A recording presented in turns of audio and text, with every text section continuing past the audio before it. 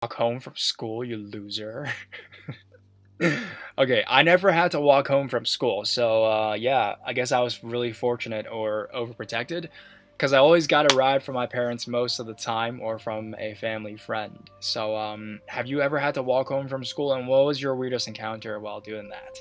Let's grab a blanket, turn off your lights for true scary horror stories that happened when you were walking home and, some guy just freaking appeared out of nowhere. Damn. Sucks.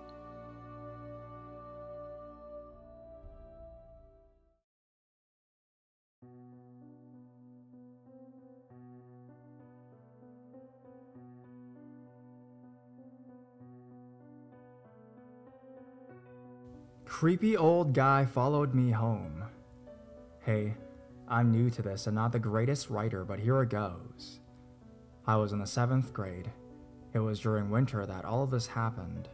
My two friends Kyle and Paul and I used to meet up and walk to school every morning, and we would walk home together every afternoon. We always took the same route. School was about a 15-minute walk from our meetup spot. One afternoon, we were all walking home, but that day we had another friend with us, Sam. I did not like this kid. He would always do really crappy stuff, and he was a little prick. So we're all walking home, and Sam is making snowballs. He's throwing them at buses and stop signs. Sam grabs one last snowball and throws it at a car. All of a sudden, from the back seat of that car, we see an older man sit up in the back seat. He rose up like Dracula awakening from a coffin. The old dude gets out of the car and walks towards us.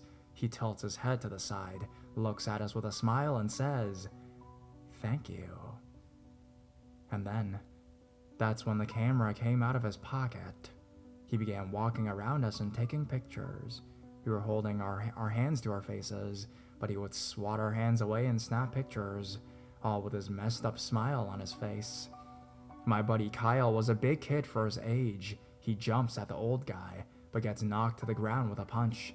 The old guy just leans over Kyle while he is on the ground and starts snapping pics. Kyle gets up and we all start running. The guy runs to his car while yelling, "I'm gonna find out where you live." We cut through a park, and as we reach the end of the park, he pulls up in front of us. We run back the other direction, and he caught up with us in his car again, so we faked running one direction and cut through some backyards, which leads to my street. We got away from him. Kyle's older brother drove us to school for the next week. One day, he was unable to drive me home and I had to walk. Paul didn't come to school. I was alone. I thought enough time had passed and I was safe. I made it all the way to my street. I was about 5 houses away from home when a car slowly creeped up beside me. I didn't even hear it behind me. I look up, and it's this creepy old guy again, smiling at me. I told you. I told you I would find out where you lived. He licks his teeth. I did the first thing that popped into my mind. I just looked at him and sat on the snowy curb. I said, "Go ahead, try to find out which one is my house. I can sit here all night." And I quickly added, "Oh, and the guy that lives in the house behind me is a freaking cop," which was a total lie. He stared at me for a couple minutes and just slowly drove away. I watched him turn the corner and he was gone. I sat in the snow for a good hour. Eventually, I went home and called the cops. They found the guy because I knew the plate numbers. Turns out, he lived right on our path to school. Never saw him again, though. And I don't know what he did with all those pictures he took of us. So, creepy old guy who followed me home, let's not meet.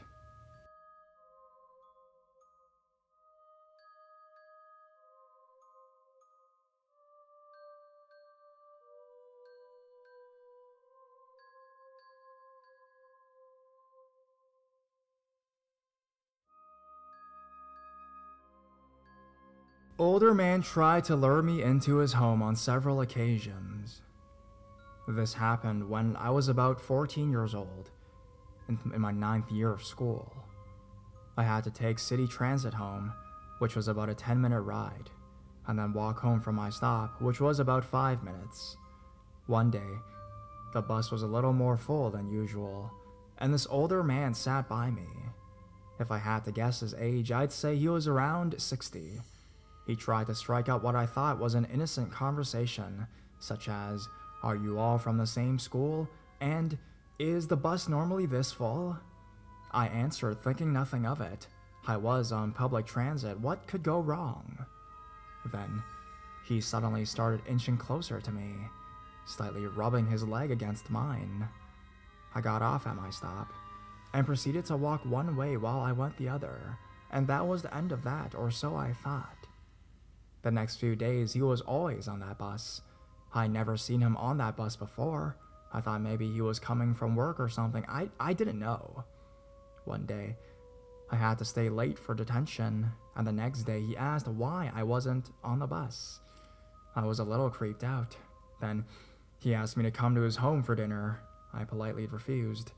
He would ask different questions over the next few days, all asking me over, and tried to offer me candy and baked goods a couple times. He even started walking in directions I did when walking home to see where I was going one day. After that, I told my parents, I know, I should have done it earlier. My dad wanted to talk to this man, so he hung out at the bus stop on a Friday afternoon.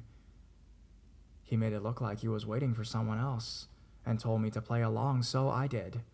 I did not acknowledge him when I got off the bus, and he saw for himself the actions unfolded. The guy again asked me to come to his place, and says he has a nice dinner plan for us. I start walking in my direction when the man yells, "Don't you walk away from me, get back here," rather aggressively, and starts trekking my way. That's when my dad piped up and asked what the hell he was doing.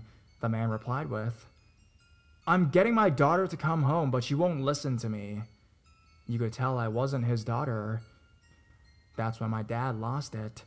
He went on about the creepy things he'd said to me, how he is my father, and how the man better not come near me ever again.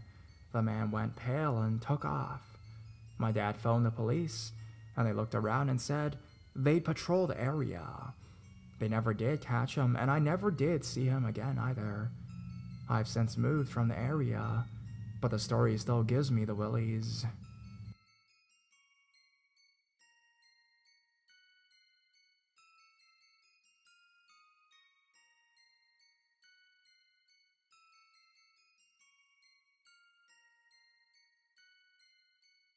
Casually brushed off being groomed by an old man. This happened 6 to 7 years ago, when I was around 13 and still in school. Walking home one day, going through town, the weather was unbearable.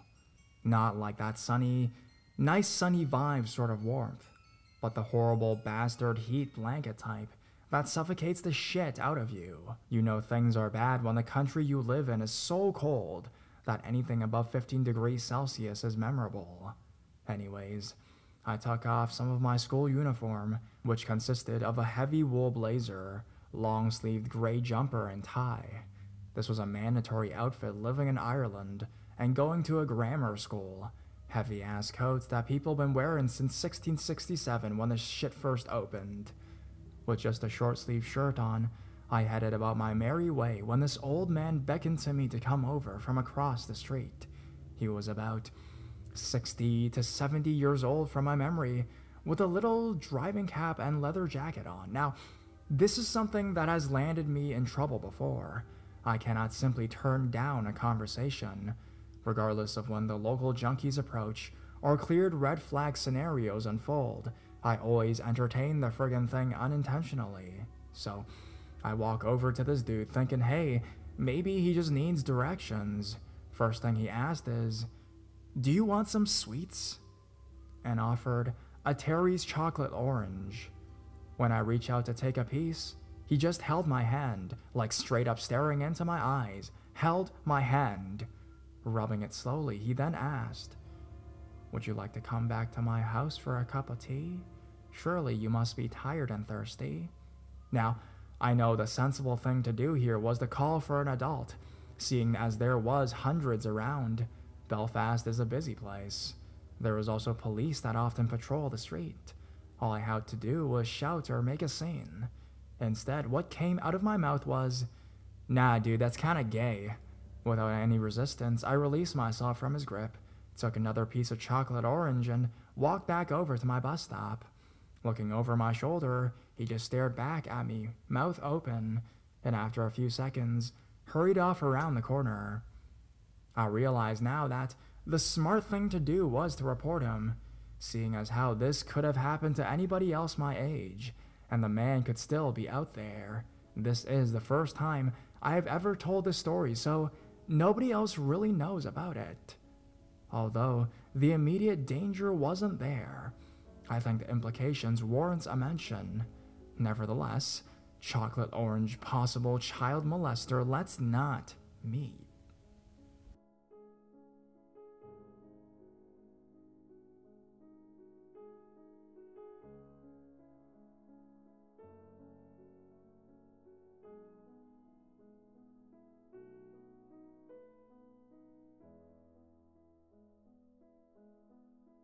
After school nightmare.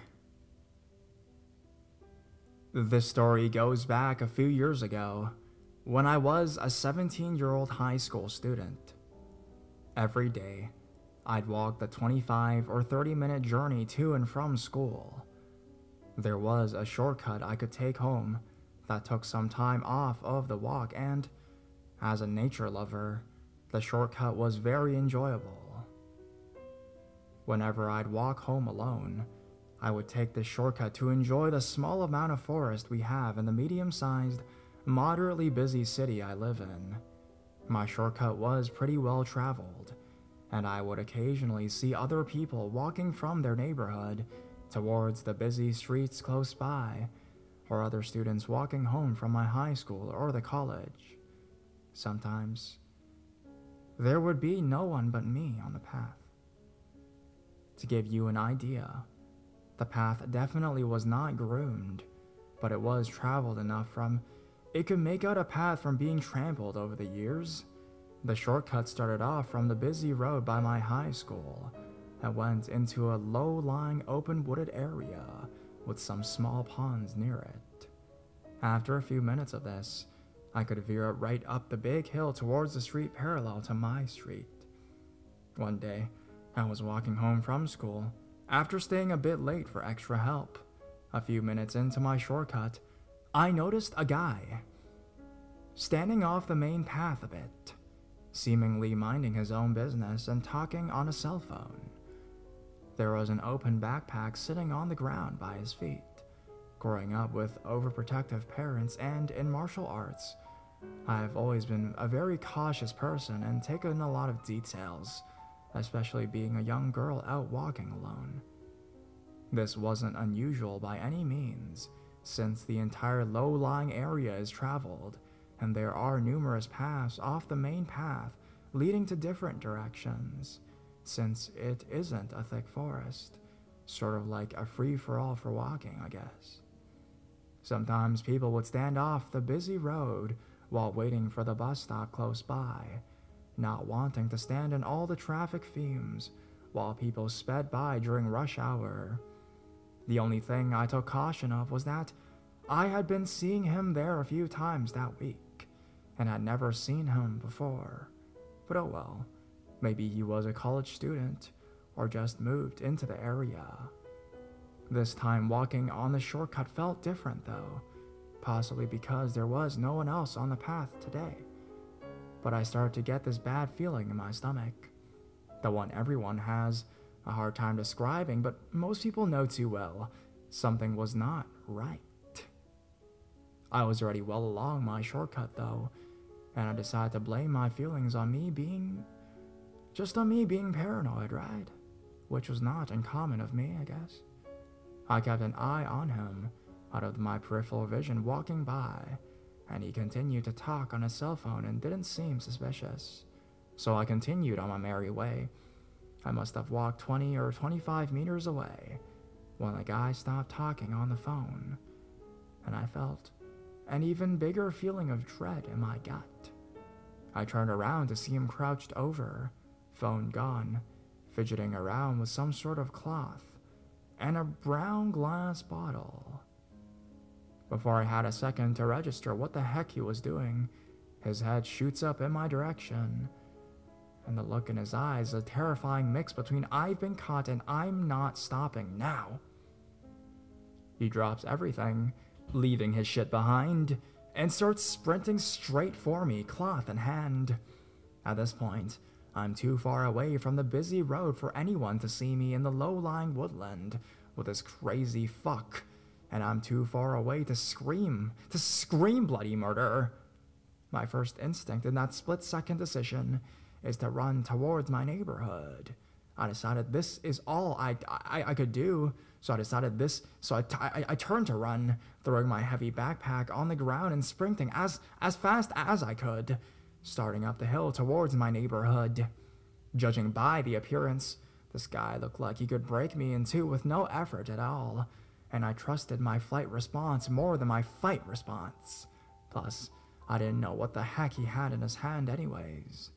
All throughout school, I had been the top cross-country and track runner in my entire school. Out of all the female and male teams, my running had been my savior on a few other let's-not-meet-worthy occasions. But soon into the chase, I knew it wouldn't be enough this time. The guy was friggin' fast, and I could tell he was slowly gaining on me without even looking back.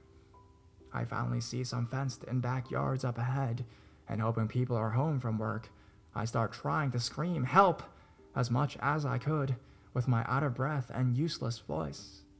I make a split decision to start jumping fences of people's yards, hoping this guy's hurdling skills are shittier than his running, hoping that would be true. The first fence throws him off, but by the second into the next yard, he is on my ass, and I feel him come insanely close to grabbing my leg at that moment. I am shitting myself at this point. I see no cars in the driveways, no signs of anyone home, and the only thing that is keeping me from panicking and wiping out in my exhausted state is thinking that I may never ever see my family or my friends again. The next yard belongs to people I know rather well, including their dog. Necessary background interruption. This house was close to my street on the street parallel to mine, and I have come to know their dog rather well since they recently moved in. My friend hated the shortcut, and sometimes I would walk home from school with her on the street down the hill on a busy street. The dog was huge and an absolute maniac, and usually, when kids were walking to school, they would put him in the backyard instead of their front yard, since he would growl and scare the shit out of the kids walking by while he was tied outside. I love animals, so every time we'd walk by, I calmly talked to him through his menacing "I'll fuck you up" barks. Every time he'd be slightly less vicious to me. Until one day the nice people who lived there gave me a treat to give him, and after that, the dog was a nice stop on the way to school. The dog's name is Leo. With that next yard and my newly acquired friend in sight, I never felt hope like I did in that moment. By some insane stroke of luck, they let him out in their backyard for the afternoon while they were at work. When Leo saw me frantically running towards him, he started wagging his tail, then looked to the guy chasing close behind me, and he started growling. I thought this would be enough to get the guy to fuck off, but no. He started to jump over the fence the second after I did, but the dog jumped up and his teeth came so close to his face that the creep fell backwards into the other yard straight on his ass, as I fell into the dog's yard on my ass. The creep and I stared at each other out of breath for a few seconds, while the dog was barking and jumping like mad at the fence at him. Maybe he was assessing if he could take on Leo or not. I prayed the creep didn't have a knife or something like that. The guy looked angrier than I've ever seen a person, and after a few seconds got up and started running back down the hill from where we came. I sat there for a few seconds in complete shock and could not move, until my hero started licking my face. I snapped out of it and ran to the back door and started pounding. They obviously weren't home, or else they probably would have heard what the heck had just went down. My house was so close, so I jumped the fence and ran the rest of the way home and called the cops to investigate and try to find the guy. I gave them the best description I could have after coming practically face to face with him. The dude's bag was gone, and so was every trace of him. They found my poor backpack in a muddy puddle, and the police told me they'd keep looking. Never saw the guy again, and I didn't hear anything more about it, and after calling the police a few times, I gave up on it. They told me during that time that they had received sketchy reports, people being stalked, chased, etc., but nothing like mine over the last few months, and there were a few missing person cases. But in a city like the one I'm from, not the worst but not the best, you can never connect anything like that for sure. The more I thought about it over the years, the more messed up it is, and the more confused I am. First, if he was trying to kidnap me, why didn't he think of a better way to grab and snatch me into the forest before I had the chance to get away, or before another trail goer possibly walked by? He didn't appear to have a weapon on him or anything except that creepy cloth. And what the heck did he have in his hand? Our friend thought it may have been chloroform, but I did research on it, and apparently it's more a myth than pouring it on a rag and covering a person's face, causing them to faint very quickly. Plus, where the hell would you get it anyways? Thanks to that asshole, I never walked a shortcut anymore without at least 2 friends, and pepper spray or some sort of protection. So, sex trade kidnapper, amateur stalker, serial killer, whatever the fuck you are, let's never meet ever again. Leo got lots of extra lovin' whenever I saw him.